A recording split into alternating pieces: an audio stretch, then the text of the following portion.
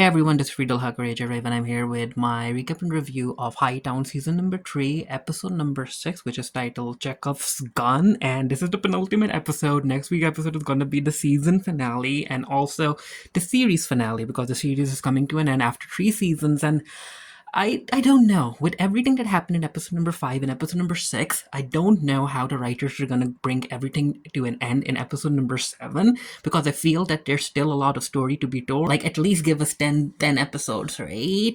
But anyway, I wasn't able to cover episode number 5 due to scheduling reasons. But basically, in episode number 5, what happened was that Osito, even though he got shot in the eye, he's still alive.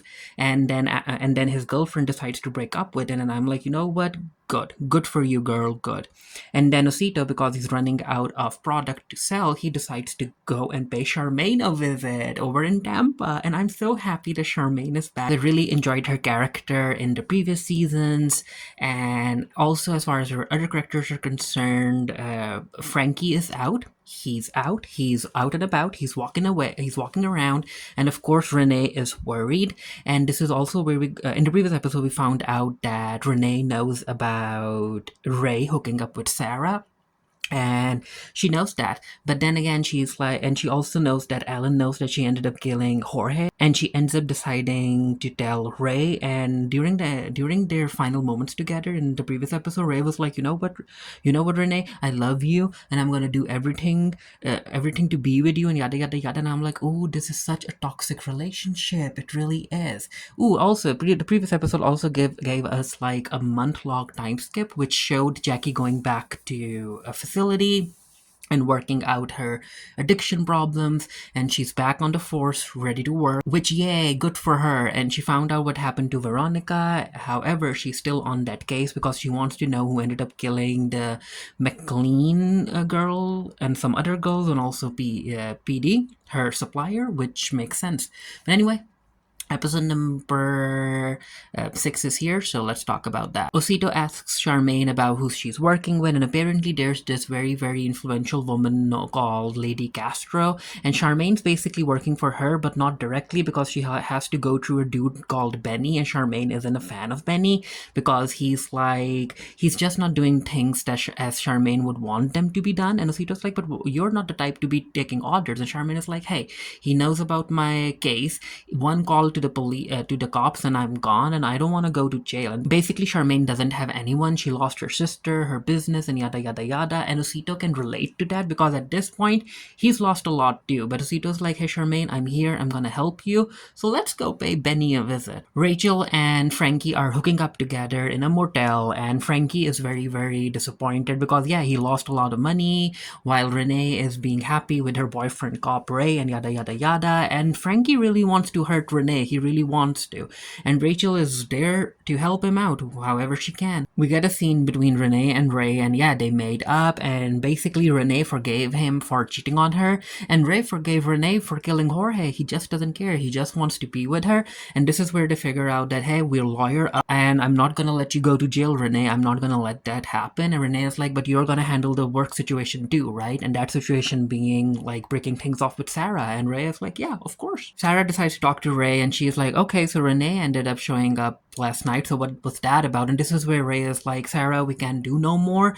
I'm a good cop. I know how to do the cop stuff, but when it comes to being a good man and being a good father, I'm not there yet, but I'm trying to, and I want to be that for my kids and for Renee, so we can't continue hooking up together. And Sarah's like, you didn't have to give me that entire speech, you know. I get it. We won't be hooking up. Whoop-de-doo. Okay, now let's go get on the Owen case because yeah, they're still trying to find Owen. Ray also wanted Renee to stop the drug dealing business over at Xavier's, and that's exactly what she does. However, the girl that was selling for her, she wasn't happy about it. She was like, no, I'm not gonna go back to make less money. I'll find someone else to sell to get the drugs from. And Renee's like, well, if you're gonna do that, then get out of here. You won't be selling no drugs over at Xavier's. Frankie decides to pay Alan a visit, and he's like, hey Alan, why isn't Renee behind bars yet? And Alan is like, no Frankie, Frankie, what you gave me was hearsay. I have no proof, and yada yada yada. And then he ends up, bringing up the Jamaicans that he's still looking for. And this is where Alan basically asks Frankie for help, and Frankie is gonna do that because he wants Renee behind bars. He wants Renee to pay, and Frankie's like, okay, fine, I'll look into finding the Jamaican woman. And Charmaine takes Osito to Benny's mansion, and yeah, it's all party all the time, everywhere. People be hooking up, people be drinking, people be just doing stuff. Osito's like, oh wow, and there's like no security, and this is where they end up seeing Benny, and Charmaine is like, you want me to introduce you to him? And Osito's like, no, I've got another plan. Walk with me. Because Frankie told Ellen about Renee killing Jorge over in her office over at Xavier's and all of that stuff, Ellen is like, yeah, I'm going to do a raid, and he raids Xavier's, and it's a good thing that Renee ended up throwing away all the drugs, right? Taking them away from from Xavier, because yeah, Ellen is here. Ellen is here to look for, he's not necessarily looking for drugs, he's looking for blood spots. Osito's plan was to work with Charmaine to basically break into Benny's stash, and they were able to do it quite easily. Like, Benny is doing nothing. He didn't even lock the safe, which, wow. So yeah, they run away with his product and money. Of course, Alan wasn't able to find anything because his team members were like, the office is like way too clean. It's as if like someone redid the entire office 6 months ago, which yeah, they did.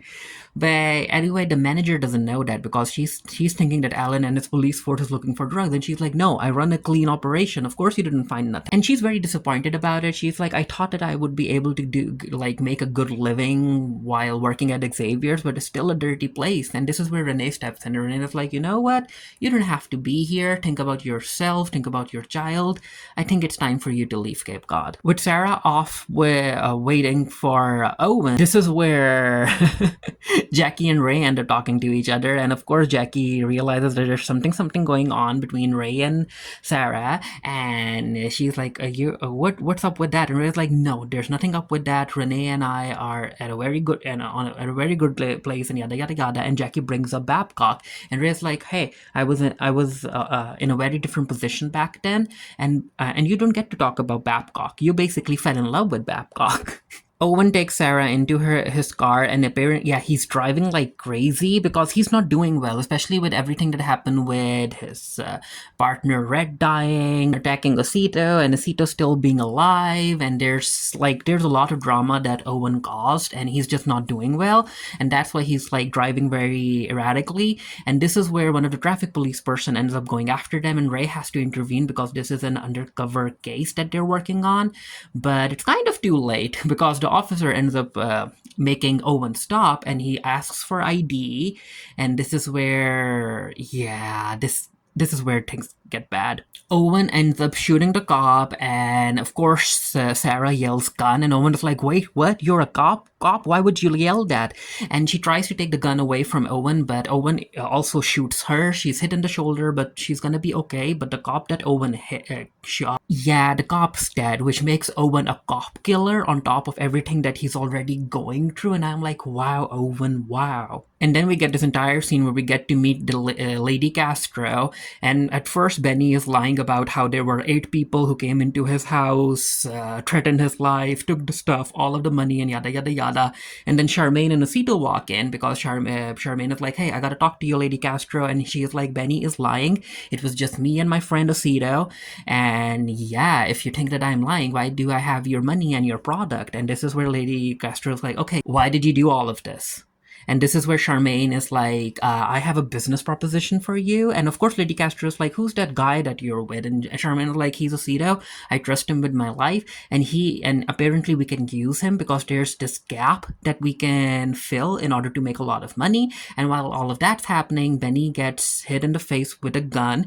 And then Lady Castro ends up drowning him. And I'm like, ooh, Charmaine, she is dangerous. Be careful. The conversation basically ends with Charmaine being like, hey, hey, do you know about the area called Cape Cod? So yeah, teaming up with with Osito, Charmaine will be selling product to Osito. Osito will be selling it to Cape Cod, and Charmaine will be making money, and she'll be directly working with Lily Castro. She don't have to take orders from Benny no more. Frankie decides to pay this woman a visit, and apparently a lot of these Jamaicans who come in for work, they work for her at Cape Cod, and he's like, hey, I'm looking for someone, and she's like, no, I already told the cops I don't know this woman, and Frankie's like, no, I'm not a cop, and I'm not gonna take a no for an answer. He hands her Angelica, I think her name is Angelica, right? He hands her Angelica's picture, and he's like, you got 4 hours, find her, and call the cops, okay? And the woman's like, yeah, okay. Jackie's been trying to figure out where Owen might be staying at, and because she has links with the fishery police department, she's like, yeah, there's this one boat that's been docked the entire month.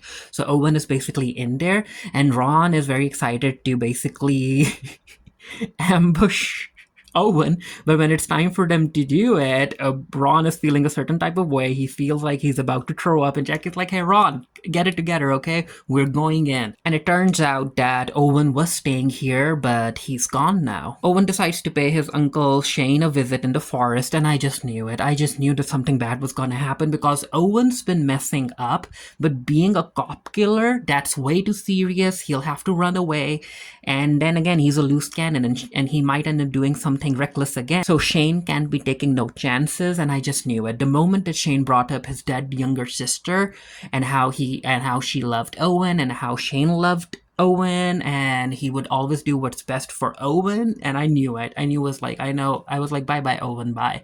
But yeah, Shane basically ends up shooting Owen, and he just lays the body there on the ground, and I'm like, oh no. Alan ends up telling the rest of the team that they just found Owen's body, and it was basically whoever killed him wanted his body to be found. So yeah, Owen is done, so they basically have only Shane to go after. And Ray and Alan realize what the team has been going through, especially because a cop got killed, right? So they're like, hey, I know you guys have reports to work on. You can work on them tomorrow. Just go to your families and be with your families. And this is where Jackie's like, yeah, I'm gonna go head home, but I'm also gonna continue working on the fell book race. And Alan's like, hey, if something happens, let us know, right? Don't be reckless. Don't be going out being a hero. And Jackie's like, yeah, sure, I'll do that. And before the scene ends, Alan and Ray kind of look at each other because, again, they both know about the Renee situation. Jackie ends up calling this guy who apparently has been working on the Swayze case, and he's like, yeah, I just had a few drinks. You can come on over. I have cases at my home, the case files. And I'm like, Jackie, don't do that. And if you're gonna do that, let Alan and Ray know. But of course, she doesn't let them know because that's Jackie. But Jackie's like, yeah, sure, I'm on my way. Alan comes back to his office, and this is where Cooper Trooper ends up telling Alan that they found the actual Angelica, and then she's waiting in the interrogation room. And Alan is so happy, he basically hugs and lifts Cooper Trooper up.